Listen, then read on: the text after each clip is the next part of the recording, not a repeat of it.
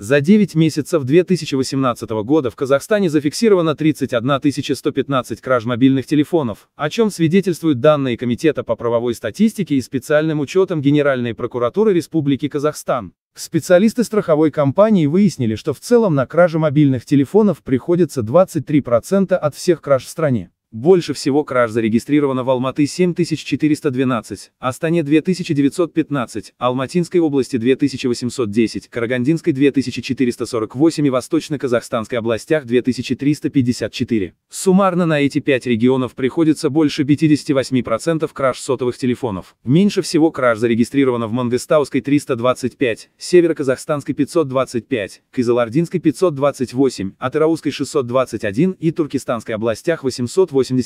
Однако, если сравнить статистику краж с численностью населения в каждой области и рассчитать коэффициент краж на душу населения, получится, что лидеры по числу краж на 100 тысяч человек Алматы, Астана, Шымкент, Актюбинская и Западно-Казахстанская области. По данным Mobile Phone Tracker, в 2017 году средняя цена смартфона в Казахстане достигла $247 или 91 390 тенге по текущему курсу. Учитывая статистику краж, получается, что за 9 месяцев 2018 года украли мобильных телефонов на 2 800 миллиардов тенге. Так, по данным пресс-службы ДВД, с начала года только в Астане раскрыто 586 фактов краж мобильных телефонов и задержано 512 человек.